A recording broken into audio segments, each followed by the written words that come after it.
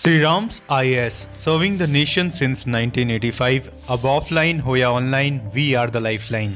Hello and namaste, मेरा नाम है doctor Dipanita and I welcome you all to this session. क्या आपको लगता नहीं है कि हम काफ़ी बायस्ड हैं जब हम जियोपॉलिटिक्स को स्टडी करते हैं? हमें यूक्रेन रशिया को लेके बहुत फिक्र है, हमें इजराइल गाजा में बहुत फिक्र है, हमें ताइवान में क्या हो रहा है उसको लेके बहुत फिक्र है। बट अफ्रीका में सूडान में 2 साल से लड़ाई चल रही है, हमें उसके बारे में बहुत कम इंफॉर्मेशन है। यहां तक कि जेनोसाइड डिक्लेयर होने वाला है, यहां तक कि यूएनएससी में एक फेल्ड वीटो हुआ जिसके वजह से कोई रिस्पॉन्स नहीं हो पाएगा by the international community and war चलता ही रहेगा। कहीं ना कहीं ये जो ऑब्सेशन है to look at wars with Europe, look at or study Europe, America, study options of war in South China Sea, यहाँ पे हमें ज़्यादा जो हम फोकस करते हैं, it does shows our biasness, it does shows the fact that either we don't understand Africa or we don't care about Africa, because whenever it has come or topic has come on Africa, people usually close their eyes. But आज इस particular video में हम Sudan के इस crisis को समझने वाले हैं। We are going to understand कि ये वॉर कैसे, कहाँ और किस लिए इतने दिन तक प्रोलॉन्ग हो रहा है, और यूएनएससी में ऐसा क्या हुआ था जिसके वजह से I just said the international community has failed Sudan and Africa in large. चलिए स्टार्ट करते हैं। सबसे पहले सूडान है कहाँ पे? सूडान का location north east Africa, near the Red Sea, again an important location क्योंकि आपका यहाँ पे चोक पॉइंट आ जाता है बाब अल मंदब का। So most of the global trade comes in from Mediterranean, from Suez canal entering into Red Sea, Bab al Mandab and opening up to the Indian Ocean. Indian Ocean पे जाते हुए you know that it will go to Strait of Malacca and other places. So majority of the world trade flows here. So any country having access to Red Sea right now is an important country from the geopolitical angle. Let's come down to चल क्या रहा है Sudan में। So Sudan में since it became independent there have been 19 military coups, and the last military coup that took place 2019 में, उस समय पे जो डिक्टेटर थे वो 3 डिकेड से रूल कर रहे थे and there was a popular support कि डेमोक्रेसी लाया जाए इन सूडान। अब डेमोक्रेसी के नाम पे जो प्रोटेस्ट हो रहा था उसको फायदा उठाते हुए 2 ऐसे मिलिट्री लीडर्स पावर में आते हैं and they basically come in power and they form a civil military government 2019 में। 2021 में इन दोनों लीडर्स ने कहा कि इनफ इज इनफ, ये सिविल वाला पार्ट को हटा देते हैं, इससे कुछ नहीं होने वाला, मिलिट्री सारा पावर ले लेगा। एंड 2021 में फिर से कू करते हैं ये दोनों लीडर्स एंड 2021 से 2023 तक ये दोनों लीडर्स रूल करते हैं सूडान में। बट 2023 में इन दोनों लीडर्स में आपस में टकरार होने की वजह से ये स्प्लिट हो जाते हैं। ये दोनों लीडर्स हैं कौन? तो एक तरफ आपका आता है जनरल अब्दुल फताह अल बुरहान, जो कि हेड है सूडानीज आर्मी के, जो एक्चुअल मिलिट्री आर्मी है उनके लीडर है, ठीक है। दूसरी तरफ आता है रैपिड सपोर्ट फोर्सेस के लीडर जिनको हेमेती कहा जाता है पॉपुलरली। अब ये दोनों साथ में 2021 में जरूर आए थे और 2023 तक दे हैड एन अंडरस्टैंडिंग कि सूडान को किस डायरेक्शन में ले जाना है। बट प्रॉब्लम ये है कि सूडानीज मिलिट्री जो है, सूडानीज नेशनल आर्मी जो है, वो चाहते थे जो रैपिड सपोर्ट फोर्सेस है आरएसएफ जो है वो मिलिट्री का पार्ट बन जाए, बट हेमेती ये नहीं चाहते थे। हेमेती चाहते थे कि वो अलग रहे, the rapid support forces continue to exist outside the country's military. ना इसी वजह से जो 1 लाख स्ट्रॉन्ग आरएसएफ है, they started going the other way and that led to the starting of the crisis in 2023. अब आते हैं कि भाई why is the military in charge? जैसे कि मैंने कहा कि कूच तो सूडान की हिस्ट्री में है एंड जो कूज स्टार्ट होता है फ्रॉम द बिगिनिंग, वो मल्टीपल कूज के बाद एक डिक्टेटर आता है जो 3 डिकेड्स तक रूल करता है, एंड फाइनली 2019 में there was a huge protest, popular protest होता है to remove president al Bashir, and उसके बाद ये दोनों that is rapid support forces and the Sudanese army comes together and forms a civil military government.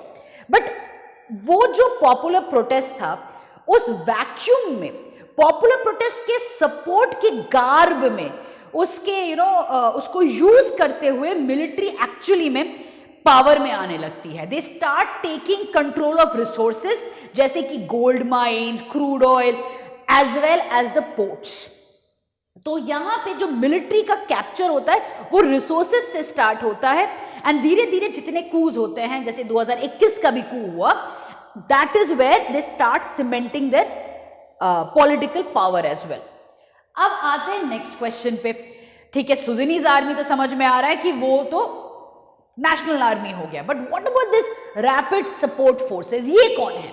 Rapid support forces 2013 में form हुई थी, and they are basically the Janjaweed militia, जो कि दारफूर में जो सिविल वॉर हो रहा था वहां पे ये लोग राइज करते हैं, फाइट करते हैं। और Hemedti has always been outside the government, एक नॉन स्टेट एक्टर की तरह बिहेव किए हैं।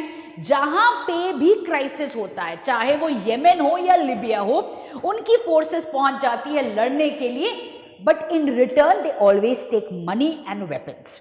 ठीक है, so they have always been the non-state actors, the army for hire, they are the private military contractors, पैसे दो वो जाके लड़ने लगेंगे।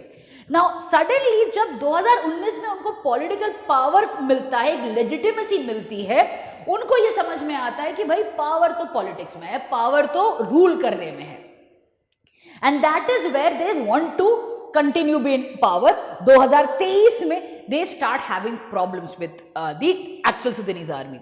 Now, the problem therefore is the accountability portion of RSF is none, because they are not part of the national army, they are not part of any, they are not kind of coming under any constitution, any rule, law, कुछ नहीं है, ये अपने rules follow करते हैं, अपने laws follow करते हैं, ये एकदम आउटसाइड है, अनअकाउंटेबिलिटी है, इनको कंट्रोल नहीं किया जा सकता है। उनका जो लीडर है वो हेमेती है, and he is well known for his own understanding of what is right and what is wrong. He is considered to be a very very I don't want to use a harsh word, but he is not known for his generosity, let me put it this way.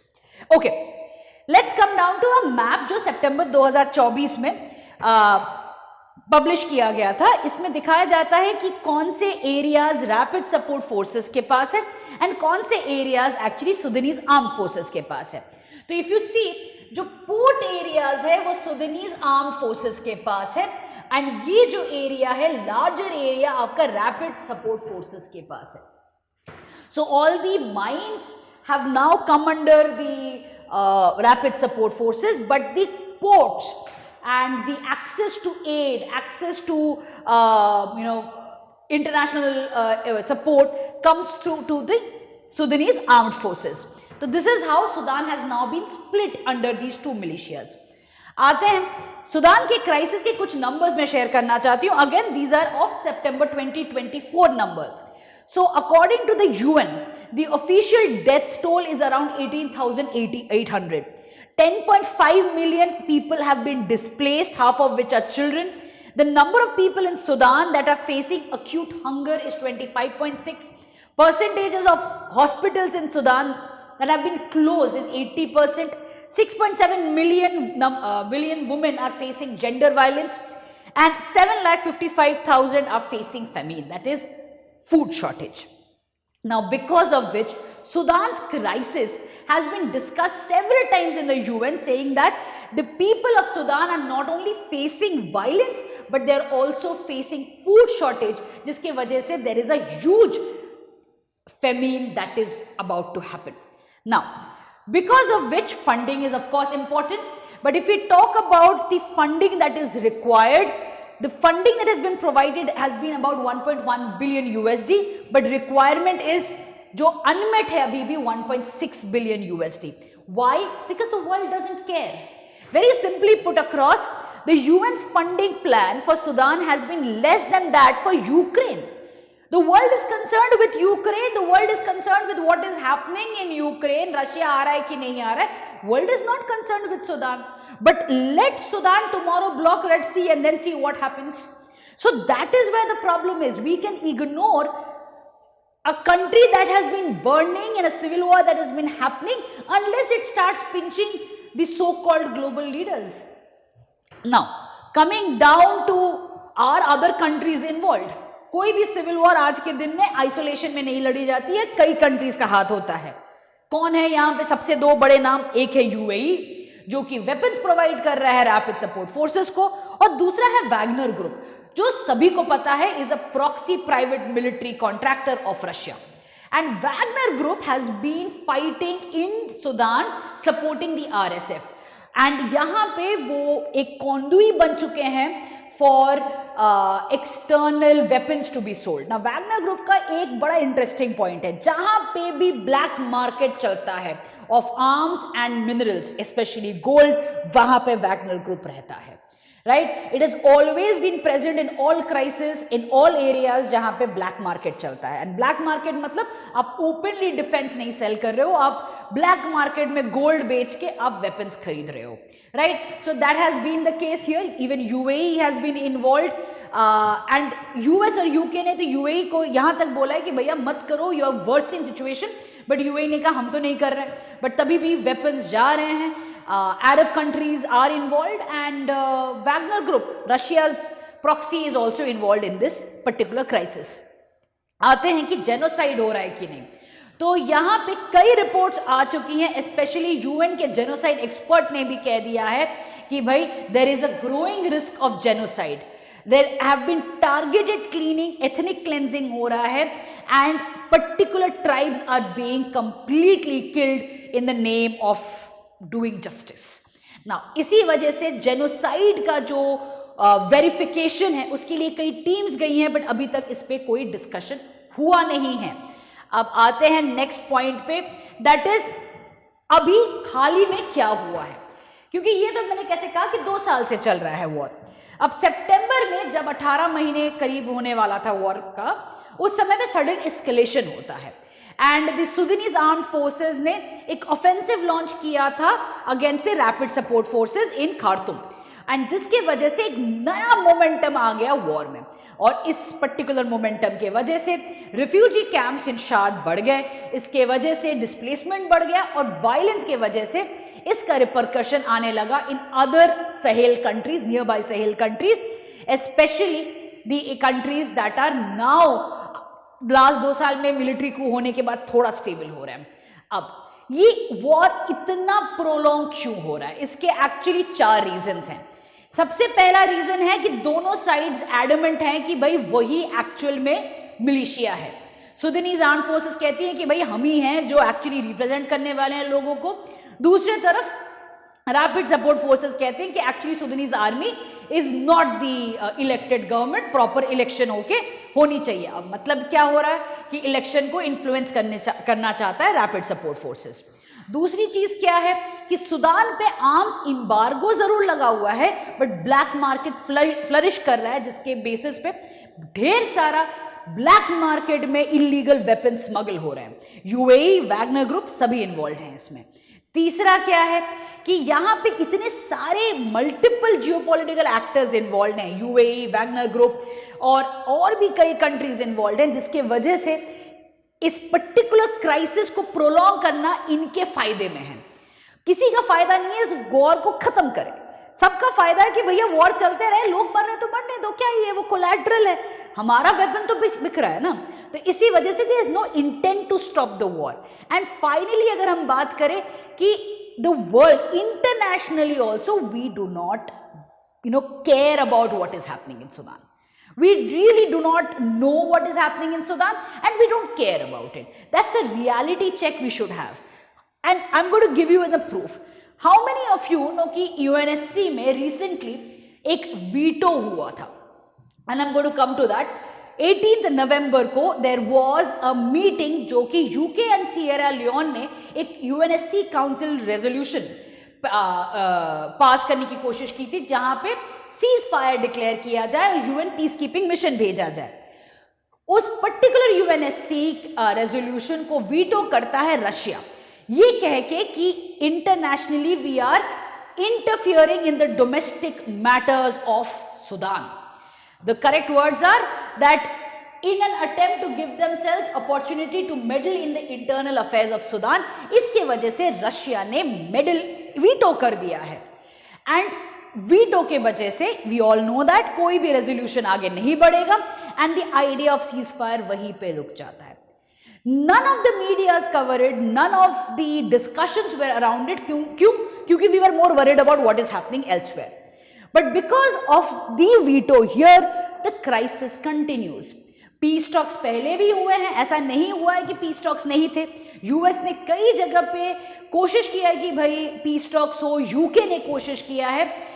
14 अगस्त में US ने peace talks करवाने की कोशिश किए थे Geneva Switzerland में, but दोनों parties ने अटेंड करने के लिए मना कर दिया, बोला कि नहीं, क्योंकि यहाँ पे प्रॉपर या इक्वल टर्म्स पे नहीं हो रहा है ये particular peace talks.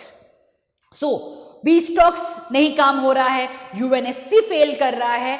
So in other words this crisis is going to continue for the coming months and years also, till the time the international community takes a step.